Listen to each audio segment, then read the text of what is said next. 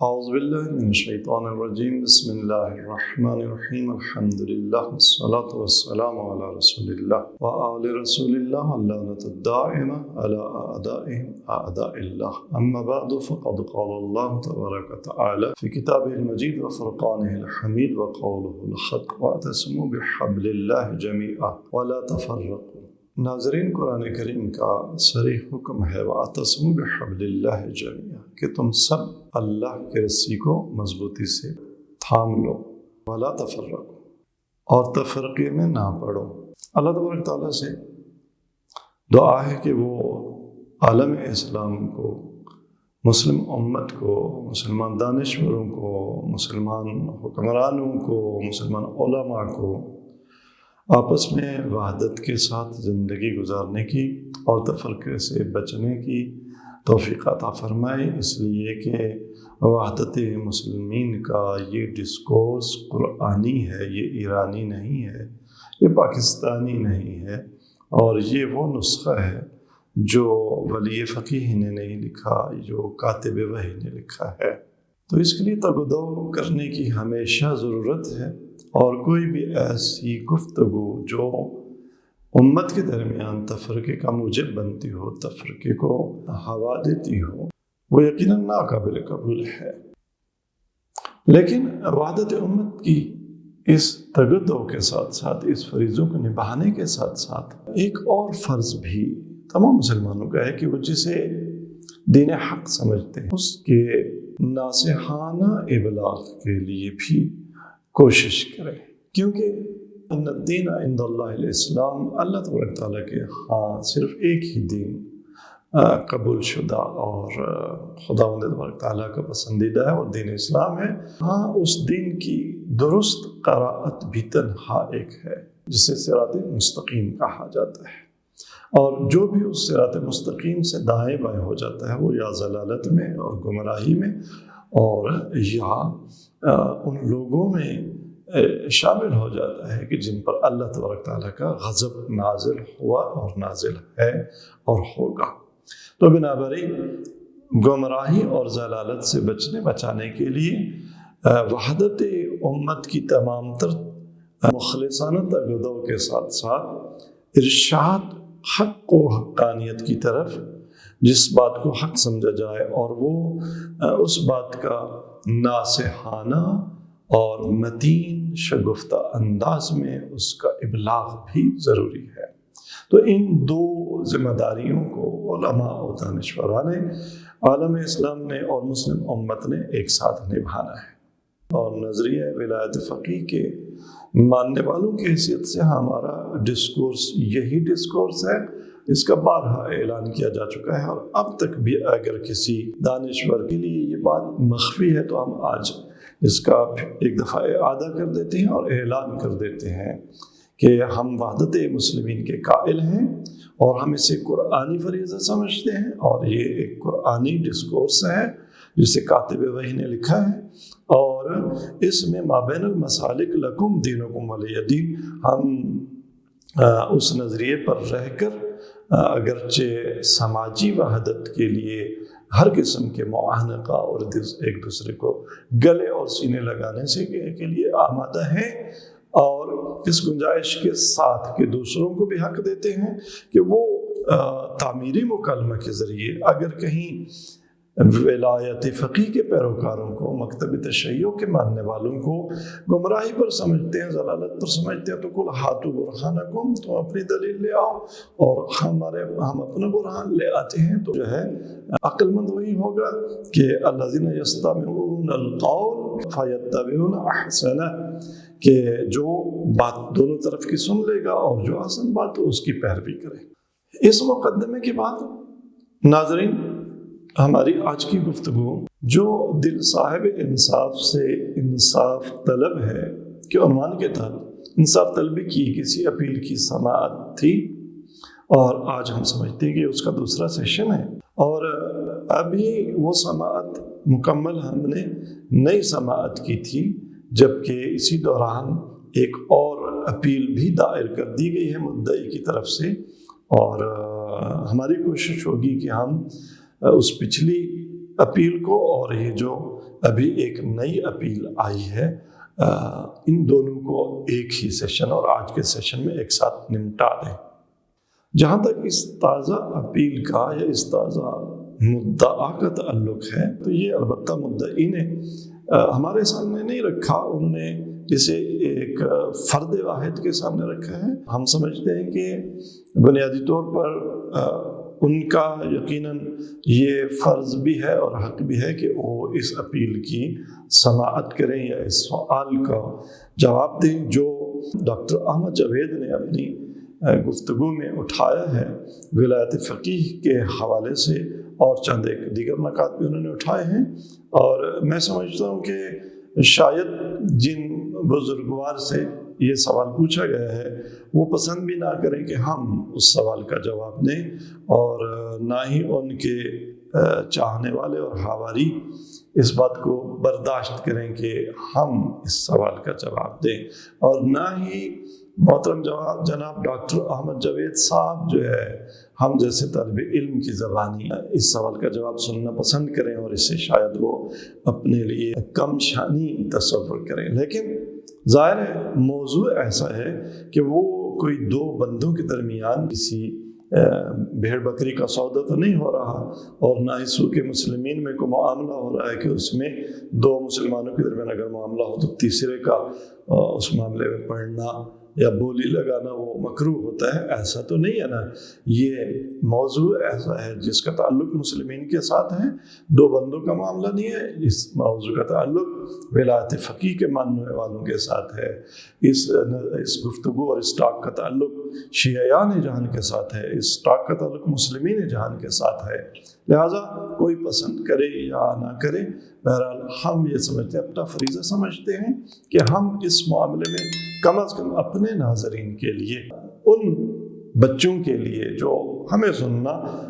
پسند کرتے ہیں یا حتی پسند نہیں بلکہ گوارا کر لیتے ہیں، تو ان کے لیے اپنے فہم کے مطابق معاملے پر گفتگو کریں اور معاملے کی جس حد تک گتھیاں ہم سے سلجھائی جا سکتی ہیں وہ ہم سلجھا دیں۔ وما علینا الا البلاغ، باقی ظاہر ہے بات کو قبول کرنا، اسے رد کرنا، اس کے حق میں اس کے مخالفت میں کمنٹس دینا، دلائل قائم کرنا، وہ ہر ایک کا اپنا حق بھی ہے اور اس کا نصیب بھی ہے۔ اس آخری ٹاک میں بعض باتوں کا تکرار ہے جس میں انہوں نے عید شجاع کا مسئلہ اٹھایا ہے اور ایران کے اہل سنت کی حق تلفی کا معاملہ اٹھایا ہے، اور اس کے علاوہ انہوں نے شیعہ علماء سے ایران کے اہل سنت کے حقوق کے تلف ہونے پر صدا احتجاج کرنے کا، بلند کرنے کا مطالبہ اٹھایا ہے۔ ایران کے نیبر جو مسلم ریاستیں یا مسلم ممالک ہیں ان میں ہونے والی بعض بیرونی یلغار کا معاملہ اٹھایا ہے اور اس میں ایران کے کردار پر ایک کوسچن مارک لگایا ہے۔ تو ہم ان سوالات کا جواب بیدادگری چھوڑ پھر انصاف طلب کر کی اپنی ٹاک میں دے چکے ہیں، ہم اس بات کو نہیں دہرائیں گے۔ صرف ایک بات پہ تھوڑا سا توجہ دلانا چاہیں گے محترم جناب ڈاکٹر احمد جاوید صاحب کی، کہ انہوں نے شاید لاشعوری میں ایک واقعاتی شہادت کے طور پر انہوں نے ایام فاطمیہ کو نعوذ باللہ ایک مبتذل بدعت قرار دیا ہے، اور میں سمجھتا ہوں کہ ایک بہت بڑی بہرحال جسارت ہے۔ وہ اگر امتی ہیں رسول خدا کے تو رسول کی اس لخت جگر اور اس بیٹی کا جس کے بارے میں رسول خدا صلی اللہ علیہ وسلم نے فرمایا فاطمہ بضعۃ منی، تو اگر کہیں ایسی کوئی حدیث اس سے ملتے جلتے حدیث کے الفاظ محترم جناب ڈاکٹر احمد جاوید صاحب کے کانوں سے ٹکرائے ہیں تو انہیں ذکر فاطمہ کو بدعت قرار بھی نہیں دینا چاہیے، اور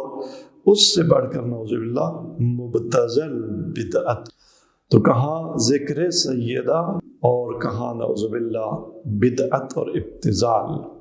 اور اگر ان کی مراد، اور میں سمجھتا ہوں ان سے یہاں تمام تر اپنی بلاغت اور فساد کے باوجود یہاں غلطی ہوئی ہے، ان کو اس نقطے کی اصلاح کرنی چاہیے فوراً۔ شاید وہ ذکر فاطمہ کو بدعت نہیں کہنا چاہتے تھے، اور یاد فاطمہ کو، ذکر فاطمہ کو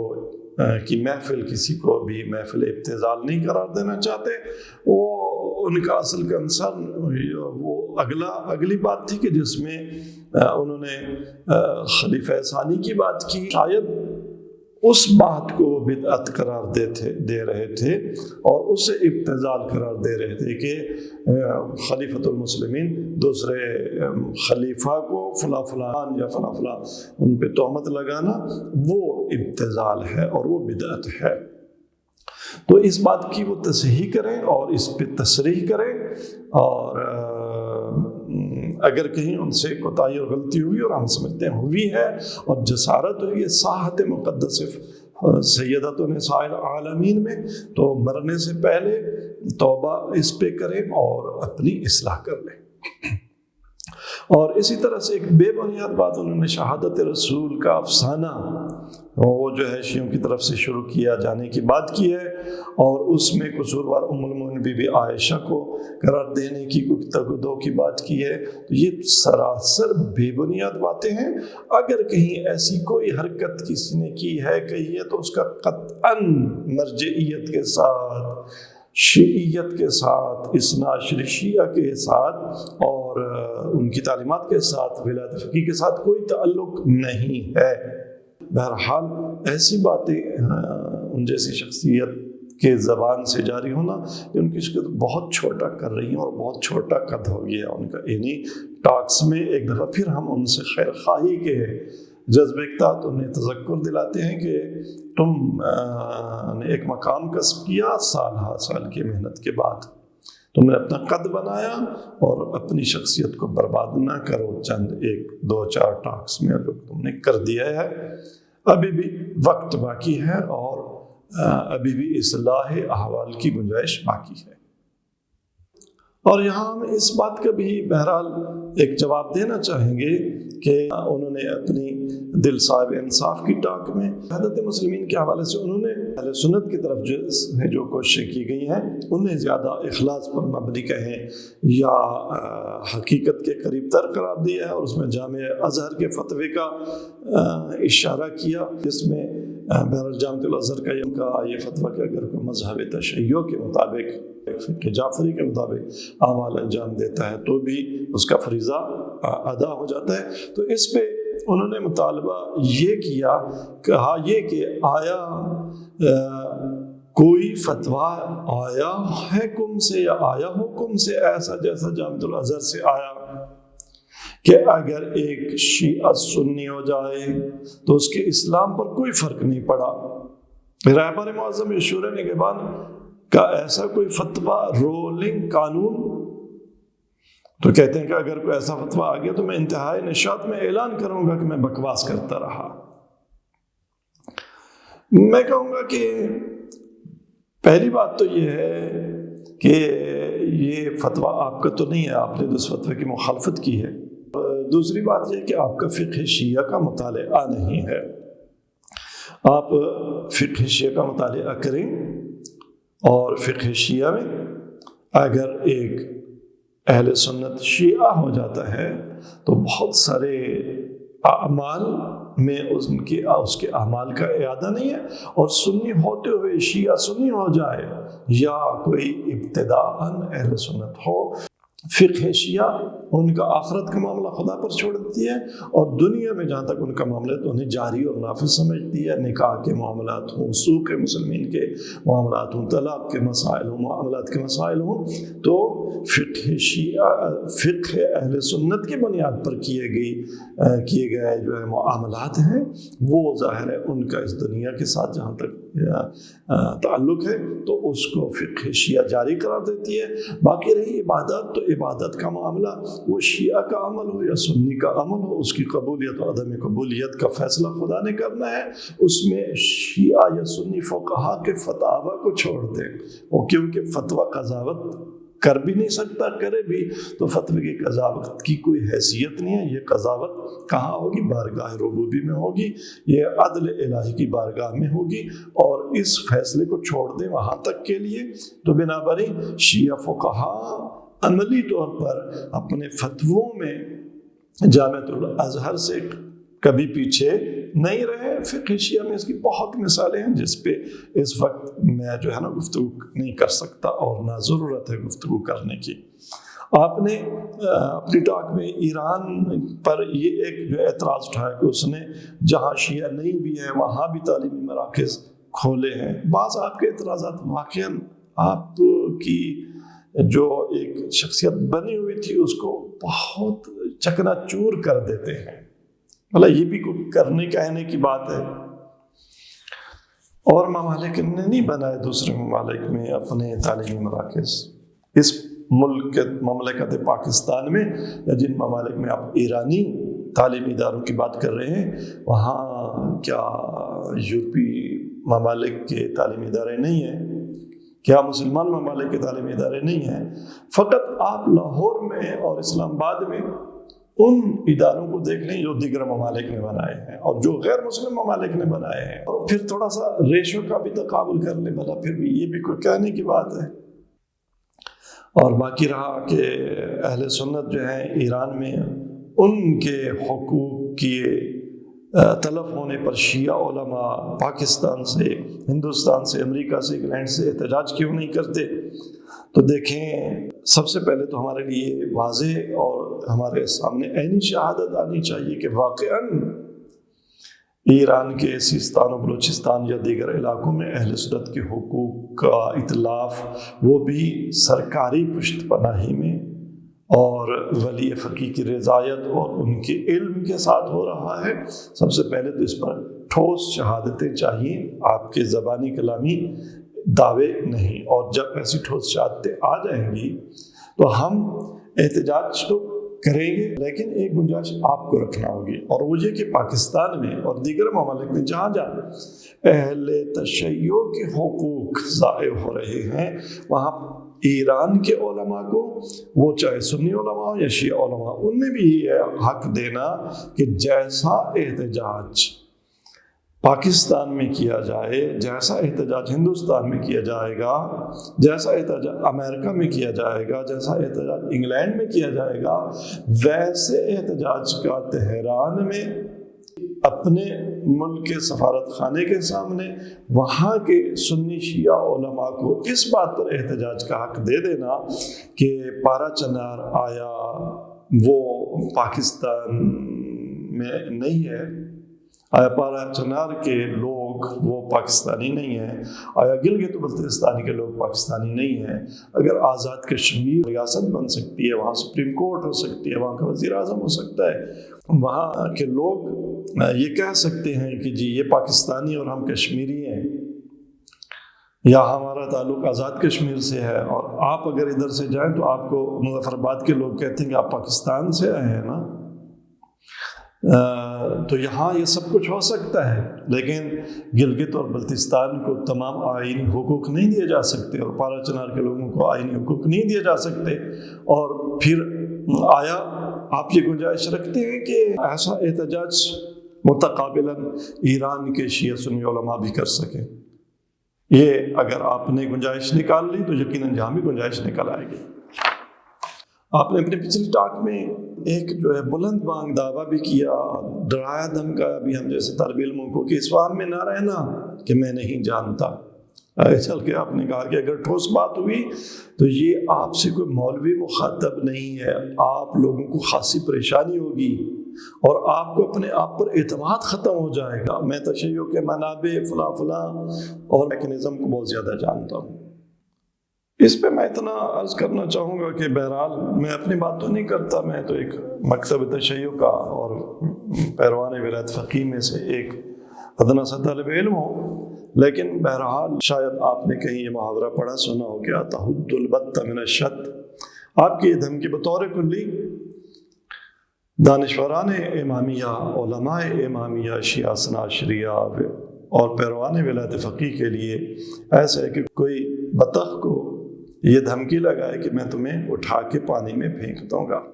تو آپ کی یہ دھمکی ایسے ہی ہے، اور اس کی سب سے بڑی شہادت یہ ہے کہ آپ کو باقی ساری باتیں چھوڑ دیں، آپ کو ولایت فقیہ کے میکنزم کا بھی پتہ نہیں ہے، اور ولایت فقیہ کا میکنزم اندرون ایران کیا ہے اور بیرون ایران دیگر ممالک میں کیا ہے، اس پہ تھوڑا اس کو اسٹڈی کیجیے گا. اگر آپ کے پاس وقت ہو اور آپ اس میں رہنمائی حاصل کرنا چاہیں علماء پیروکار ولایت فقیہ کی، تو آپ کو پوری رہنمائی اس مطلب پر اور اس موضوع پر فراہم کر دی جائے گی. اور اتفاقاً آپ ولایت فقیہ کے نظریے پر تضاد کا شکار ہیں. ایک طرف آپ مدعی ہیں کہ مذہبی تعبیر کو ریاست کا ذمہ دار نہ بنایا جائے، آپ ولایت فقیہ کے نظریے کی مخالفت کرتے ہیں اور ولایت فقیہ کو مذہبی تعبیر سمجھتے ہیں اور مدعی ہیں کہ اسے ریاست کا ذمہ دار نہیں ہونا چاہیے. دوسری طرف آپ تمنا بھی کرتے ہیں کہ ہمارے ہاں بھی ایسا نظام ہوتا.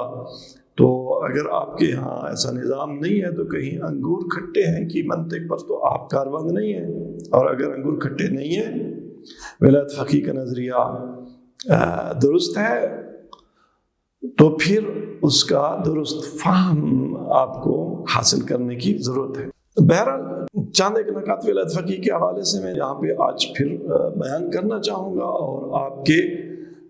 اس سوال کا جو آپ نے کسی اور بزرگوار سے پوچھا ہے اس کا بھی میں بہرحال اپنے ناظرین کے لیے جواب واضح کرنا چاہوں گا. اور وہ یہ کہ انارکی اور انارشزم کو رد کرنے کے بعد، جسے بنی نوع بشر نے جب سے اپنی تہذیبی زندگی کا آغاز کیا ہے اسے رد کیا ہے، حکومتیں تشکیل دی ہیں، تو پولیٹیکل ارینجمنٹس میں کسی حاکم اور حکمران کا ہونا اس کا وجود ناگزیر ہے. آپ مجھے نہیں معلوم کہ کسی یزید کے پاس ریاست کی ذمہ داری چلی جائے آپ کو اعتراض نہیں ہے، کسی امیر کے پاس یہ ذمہ داری چلی جائے تو آپ کو کوئی اعتراض نہیں ہے، لیکن ولی فقیہ کے پاس اور مذہبی تعبیر کے پاس کیوں نہیں جانی چاہیے ریاست کی ذمہ داری؟ پرابلم آپ کو کیا ہے؟ مشکل کیا ہے؟ یہ آپ نے نہیں بیان کیا. جس دن آپ یہ بیان کریں گے تو آپ کو اس کا شافی جواب دے دیا جائے گا. لیکن یہاں آپ کے اس سوال کا جواب دینا بہت ضروری ہے کہ آیا ولی فقیہ کے ایرانی ماڈل میں غیر شیعہ ولی فقیہ ہو سکتا ہے یا نہیں؟ آپ نے ایک سوال اٹھایا ہے جو اہم سوال ہے، میں سمجھتا ہوں اس کا جواب دینا ضروری ہے. اور آپ نے اس غیر شیعہ کی تقریباً 6 خصوصیات بتائی ہیں، اور پھر آپ نے سوال کیا ہے کہ ان 6 خصوصیات کے حامل شخص کے لیے آیا ولی فقیہ بننا یہ ممکن ہے؟ ہو سکتا ہے وہ ایسا شخص ان خصوصیات اور عقائد و نظریات کے ساتھ ولی فقیہ بن سکتا ہے یا نہیں بن سکتا؟ میں سمجھتا ہوں کہ سب سے پہلے تو جو خصوصیات آپ نے بتائی ہیں 6، اور جس غیر شیعی قراءات اور معتقدات کی روشنی میں آپ نے یہ سوال اٹھایا ہے، میں سمجھتا ہوں کہ وہ سب سے پہلے غیر شیعی معتقدات کی روشنی میں یہ جو خصوصیات آپ نے بیان کی، جو معتقدات اس ولی فقیہ کے لیے بیان کیے جو غیر شیعہ ہوں، تو ان میں ایک چیز کو نکال دیں. باقی پر آپ نے جس پرسپیکٹیو میں یہ سوال اٹھایا وہ آپ کا سوال ٹھیک ہے، لیکن جہاں تک آپ کی دوسری جو آپ نے خصوصیت بتائی کہ ایک ایسا شخص جو غیبت مہدی کا تصور قبول نہ کرتا ہو، اس کا انکار کرتا ہو صریح، اور یہ اس کا عقیدہ ہو، یہ جو کنڈیشن آپ نے لگائی ولایت فقیہ کے کینڈیڈیٹ کے لیے، یہ میں سمجھتا ہوں اپنے اس اطلاق اور ابہام کے ساتھ غلط ہے. اس ابہام کے ساتھ ایسے شخص کو کسی غیر شیعی اسلام کی قراءت اور غیر شیعہ امت رسول کے معتقدات کی روشنی میں ایسے شخص کو ولایت فقیہ کا کینڈیڈیٹ نہیں بنایا جا سکتا، کینڈیڈیٹ بھی نہیں بنایا جا سکتا. کیوں؟ اس لیے کہ غیبت مہدی کا انکار تو کیا جا سکتا ہے، لیکن ظہور مہدی کا انکار نہیں کیا جا سکتا. حتیٰ لفظ و ٹائٹل مہدی کا بھی انکار کر دے، جو کہ نہیں کر سکتے، مسلمان ہوتے ہوئے جو انکار آپ نہیں کر سکتے، آپ کم از کم غلبہ اسلام پوری دنیا پر، پوری زمین پر وَنُرِيدُ أَن نَّمُنَّ عَلَى الَّذِينَ اسْتُضْعِفُوا فِي الْأَرْضِ وَنَجْعَلَهُمْ أَئِمَّةً وَنَجْعَلَهُمُ الْوَارِثِينَ کا آخری ورژن پوری کائنات، پوری زمین پر وراثت کن کی؟ مستضعفین کی، اس کا آپ انکار نہیں کر سکتے۔ وہ اینڈ آف دا ہسٹری جس کی آپ بات کرتے ہیں، اس میں غلبہ اسلام کی فائنل فتح کا انکار آپ نہیں کر سکتے۔ لہٰذا یہ بڑی بلر خصوصیت یہاں پر آپ نے ذکر کی، اور اس ابہام کے ساتھ کوئی غیر شیعی جو ہے نا قراءت اسلام کی، اور جو ایسی قراءت جو اسلام کی قراءت شمار ہوتی ہو اور امت رسول کی قراءت شمار ہوتی ہو، ایسی کسی بھی قراءت میں ایسا شخص ولایت فقیہ کا کینڈیڈیٹ بھی نہیں بن سکتا۔ یہ پہلی بات۔ دوسری بات، یہ 6 خصوصیات جو آپ نے ذکر کی ہیں، جو کہ ایک غیر شیعی ولی فقیہ اور غیر شیعہ امت کے پرسپیکٹو سے آپ نے خصوصیات بیان کی ہیں، آپ ان کے ساتھ آیا ایک شخص ولی امر بن سکتا ہے، ولی فقیہ بن سکتا ہے یا نہیں؟ میں سمجھتا ہوں اس سوال کا جواب دینے سے پہلے آپ کے سوال میں جو کہ ابہام پایا جاتا ہے اس کو ذرا کلیئر کرنے کی ضرورت ہے۔ سب سے پہلے تو آپ یہ سوال کیوں پوچھ رہے ہیں؟ یقیناً ہر عاقلانہ فعل کی ایک عاقلانہ غرض و غایت ہوتی ہے، اور یہ سوال بھی ایک عاقلانہ فعل ہے اگر، اور یہ کسی غفلت میں اور نیند میں اور سکر و نشے و مستی میں یہ سوال نہیں اٹھایا گیا، تو اس سوال کے اٹھانے میں آپ کی غرض و غایت کیا ہے؟ آپ نتیجہ کیا لینا چاہتے ہیں؟ اگر ہم یہ کہہ دیں پیروان ولایت فقیہ شیعہ، آپ کو اس سوال کا مثبت جواب دے دیں، تو امپیکٹ کیا ہوگا؟ آپ کیا نتیجہ لینا چاہیں گے؟ اگر ہم کہیں کہ ہاں جی ایسا شخص ان خصوصیات کا تو ولی فقیہ بن سکتا ہے، تو آپ کیا کہیں گے؟ آپ نتیجہ کیا لینا چاہیں گے؟ وہ ذرا واضح کریں۔ آپ زیادہ سے زیادہ یہ نتیجہ لے سکیں گے اس وقت کہ ٹھیک ہے، ہم عالم اہل تسنن سے یا غیر شیعہ مسلم قرأتوں اور معتقدات کے حامل ایک فرد کو ولی فقیہ بنا دیتے ہیں، اور آپ اس کی ویسے پیروی کرو جیسے آپ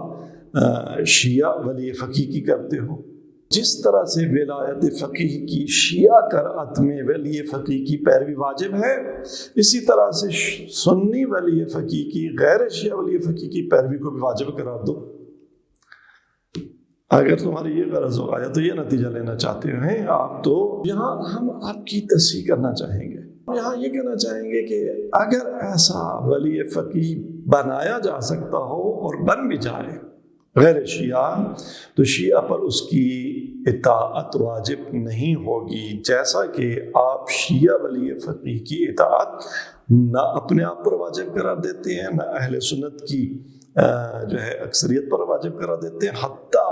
اہل تشیع میں بھی آپ کے بقول تو بہت سارے مراجع اور شیعہ عوام بھی اس عقیدے کو نہ مانتے ہیں، اور نہ ہی ولایت مطلقہ فقیہ کے قائل ہیں، نہ ولی فقیہ کی اطاعت کو اپنے لیے واجب قرار دیتے ہیں، اور نہ ہی کسی شیعہ نے اہل سنت سے یہ تقاضا کیا ہے کہ تم ہمارے ولی فقیہ کی اطاعت کرو، اور تمہارے لیے یہ حکم ہے کہ تمہارے اوپر ولی فقیہ کی اطاعت واجب ہے۔ تو آپ اگر ولی فقیہ بنا بھی دیں، ایک غیر شیعہ ولی فقیہ بنا بھی دیں، تو اس سے اگر آپ شیعوں سے اس کی اطاعت کے وجوب کا نتیجہ لینا چاہتے ہیں، تو یہ نتیجہ آپ نہیں لے سکتے، کیونکہ شیعہ ایسا نتیجہ نہیں لے سکے۔ وہ اپنے ولی فقیہ کی اطاعت اپنے شیعوں پر بھی واجب ابھی تک قرار نہیں دے سکے، نہ اہل سنت پر واجب قرار دے سکے ہیں۔ تو آپ کس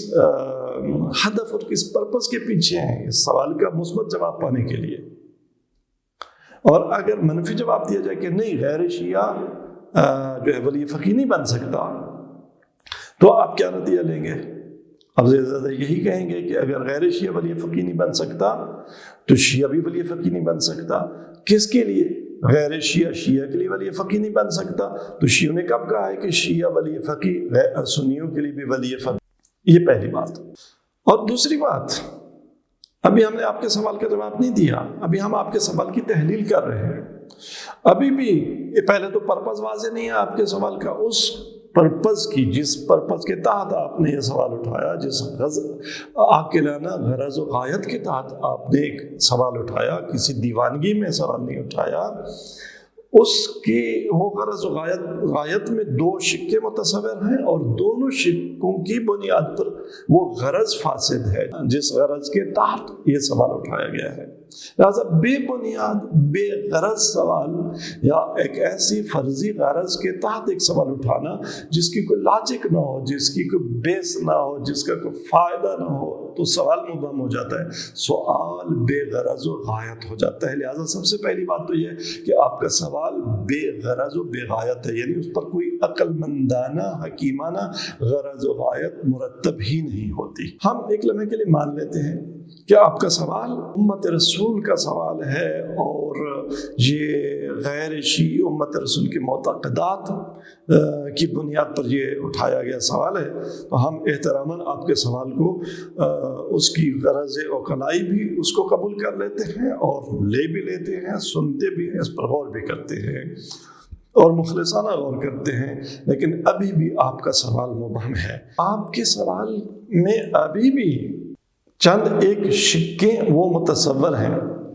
وہ میں بیان کر دیتا ہوں، اور ہر شق کا اپنا جواب ہے، ایک مطلق جواب نہیں دیا جا سکتا۔ پہلی شق آپ کی یہ ہو سکتی ہے کہ ولایت فقیہ کے ایرانی ماڈل کے بارے میں آپ نے جو سوال کیا، تو اس ماڈل میں ولایت فقیہ کے ایرانی ماڈل میں جو غیر شیعہ ولی فقیہ آپ بنانا چاہتے ہیں، اس کو ایران کے اندر ولی فقیہ بنانا چاہتے ہیں، موجودہ ایرانی آبادی کے تناسب کے ساتھ ولی فقیہ بنانا چاہتے ہیں، ایران کے اندر بنانا چاہتے ہیں، ایران کے باہر بنانا چاہتے ہیں۔ اگر آپ کا یہ سوال ایران کے اندر اور ایران کے موجودہ اسٹیٹ کے اندر غیر شیعہ کو ولی فقیہ بنانے کے امکان کے بارے میں ہے، تو یہاں دو شقیں موجود ہیں۔ ایک یہ کہ ایران موجودہ ایران ہو اور وہاں شیعہ سنی آبادی کا تناسب یہی ہو جو موجودہ تناسب ہے۔ تو اب آپ کا سوال یہ ہے کہ آیا موجودہ ایران میں شیعہ سنی آبادی کے موجودہ تناسب میں آیا غیر شیعہ ولی فقیہ بن سکتا ہے یا نہیں؟ تو میں آپ کو جواب دے دیتا ہوں کہ نہیں۔ موجودہ ایرانی اسٹیٹ میں جو اس کی باؤنڈری ہے، جو اس کی جغرافیائی سرحدیں ہیں، اور جو اس کا مسلکی مذہبی تناسب ہے، اس میں غیر شیعہ ولی فقیہ نہیں بن سکتا۔ کیوں نہیں بن سکتا؟ اس لیے کہ وہاں ولی فقیہ جو بنتا ہے وہ انتخاب ہوتا ہے عوام کے ووٹ سے، ایٹ دا اینڈ وہ جمہوری پروسیس کے تحت شورا نگہبان سلیکٹ ہوتی ہے، اور شورا نگہبان ولی فقیہ انتخاب کرتی ہے۔ اور ظاہر ہے جس ملک میں اکثریت شیعہ آبادی کی ہے، بلکہ اکثریت قاطع شیعہ آبادی کی ہے،